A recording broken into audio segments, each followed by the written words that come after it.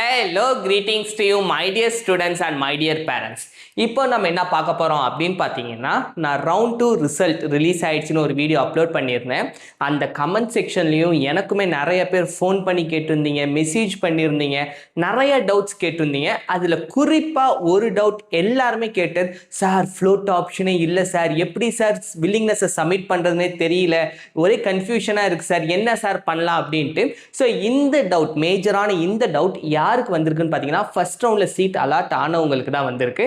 ஏன்னா உங்களுக்கு ஆல்ரெடி நீங்கள் ஃபர்ஸ்ட் ரவுண்ட்லேயே வில்லிங்னஸ் சப்மிட் பண்ணிருப்பீங்க. ஒன்ஸ் நீங்கள் வந்து லாகின் பண்ணி ஓப்பன் பண்ணோடனே உங்களுக்கு இன்டர்ஃபேஸ் இப்படி தான் மை டியர் ஸ்டூடண்ட்ஸ் இருந்திருக்கும். இதுலேயே நீங்கள் பார்த்தா தெரிஞ்சிருக்கலாம், வியூ அலாட்மெண்ட் ரிசல்ட் அது மட்டும்தான் மை டியர் ஸ்டூடண்ட்ஸ் மேண்டேட்ரி. அது மட்டும்தான் ஓப்பன் பண்ணோடனே இன்கம்ப்ளீட்னு காமிக்கும். மற்ற எல்லாமே கம்ப்ளீட்டட் இருக்கு பாருங்க.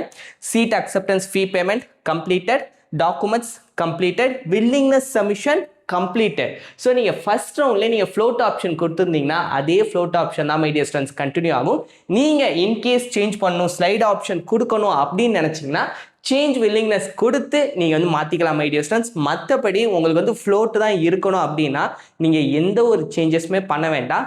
ஜஸ்ட் உங்களோட சீட் அலாட்மெண்ட் ரிசல்ட்டை பார்த்தா மட்டும் போதும் my dear students. Okay, so இந்த ஒரு டவுட் தான் நிறைய பேருக்கு, சார் எப்படி சார் வில்லிங்னஸ் சப்மிட் பண்ணுறது, அந்த ஆப்ஷனை ஜோசா எடுத்துட்டாங்க சார் அப்படிலாம் பயந்துட்டு இருந்தீங்க. ஸோ இதுதான் மை டியர் ஸ்டூடண்ட்ஸ் ரவுண்ட் 2க்கான ப்ரொசீஜர். உங்களுக்கு ரவுண்ட் 1ல் சீட் கிடைச்சிருந்துச்சுன்னா, ஸோ ஆல்ரெடி உங்களுக்கு சீட் அலாட் ஆயிடுச்சுன்னா உங்களுக்கு வந்து எந்த பிரச்சனையும் கிடையாது.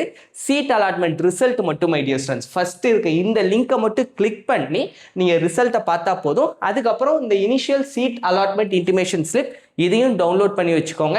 இதுவுமே ரொம்ப ரொம்ப இம்பார்ட்டன்ட் மை டியர் ஸ்டூடண்ட்ஸ்.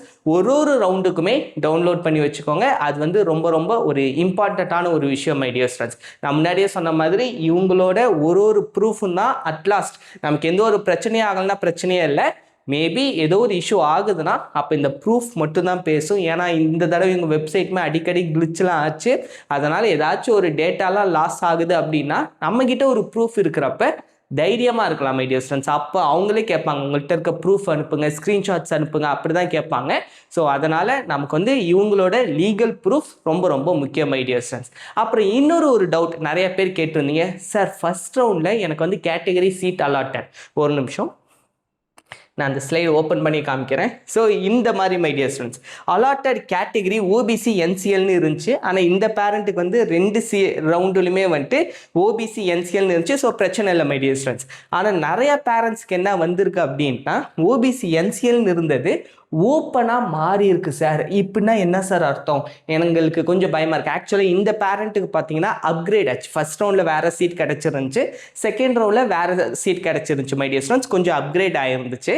இதுவே சேம் சீட் அலாட் ஆனவங்களுக்கு ஒரு சில பேருக்கு, எல்லாருக்கும் கிடையாது மை டியர் ஸ்டூடண்ட்ஸ், ஒரு சில பேருக்கு இந்த அலாட்டட் கேட்டகரி ஓப்பன் இருந்தோடனே நிறைய பேர் பயந்துட்டாங்க. சார் என்ன சார் ஓப்பன் வந்துருச்சு, அப்போ வந்து எனக்கு அந்த கேட்டகரி ப்ரிவிலேஜ் போயிடுச்சா, இப்போ நான் காலேஜுக்கு போனால் open category general category wise போவேனா அப்படின்ட்டு. அதாவது அலாட்டட் கேட்டகரி தான் மை டியர் ஸ்டூடண்ட்ஸ். பொதுவாக ஒரு விஷயம் புரிஞ்சுக்கோங்க, ஓபிசி கேட்டகரிக்குன்ட்டு 27% தான் my dear students reservation.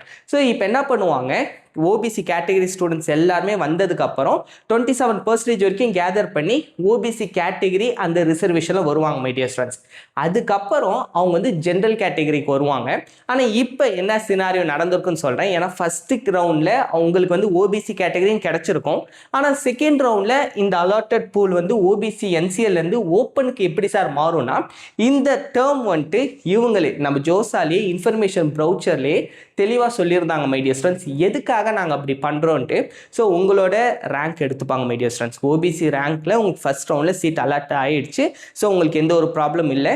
Second round check பண்ணுறாங்க, உங்களுக்கு வந்து எந்த ஒரு அப்கிரேடும் ஆகலை, நீங்கள் கொடுத்த சாய்ஸ் ஃபில்லிங்கில் எந்த ஒரு அப்கிரேடும் இல்லைங்கிறப்ப சேம் சீட் உங்களுக்கு அலாட் ஆனது ஃபிக்ஸ் ஆகிடுச்சு மை டியர் ஸ்டூடெண்ட்ஸ். அப்போ ஜென்ரல் கேட்டகரி ரேங்க் உங்களோட ஜென்ரல் ரேங்க்கையும் எடுத்து ஓப்பன் ரேங்க்கையும் எடுத்து செக் பண்ணி பார்க்குறப்ப நீங்கள் அந்த கேட்டகரி அவங்களோட அந்த கேட்டகரி வைஸ் அந்த ரேங்க்குள்ளார வர்றப்ப உங்களோட அந்த கேட்டகரி ரேங்கை ஓப்பன் ரேங்க்கு மாற்றிப்பாங்க மை டியர் ஸ்டூடெண்ட்ஸ். இதனால் ரேங்க் மட்டும்தான் மை டியர் ஸ்டூடெண்ட்ஸ். இது வந்து அலாட்மெண்ட்டுக்கு மட்டும்தானே தவிர நீங்கள் காலேஜுக்கு போகிறப்ப ஓபிசி என்சிஎல் அந்த கேட்டகரியில் தான் போவீங்க. ஸோ நீங்கள் வந்து தயவு செஞ்சு பயப்பட வேண்டாம் மை டியர் ஸ்டூடெண்ட்ஸ். நிறைய பேருக்கு இந்த ஒரு பயம் வந்தது, ஏன்னா எனக்கு கொஞ்சம் ஃபீஸ் கம்மியாகும் சார், ஸ்காலர்ஷிப் கிடைக்கும், இந்த மாதிரி நேரத்தில் வந்துட்டு இவங்க இப்படி மாற்றிட்டாங்கன்னா என்ன சார் அப்படின்ட்டு. இது ஏன் மாற்றுறாங்க அப்படின்னா இன்னும் நிறைய ஓபிசி என்சிஎல் ஸ்டூடெண்ட்ஸ்க்கு ரிசர்வேஷனில் அலாட்மெண்ட் கொடுக்கலாங்கிறதுக்காக தான் மை டியர் ஸ்டூடெண்ட்ஸ். ஆல்ரெடி உங்களுக்கு சீட் கிடைச்சிருச்சு.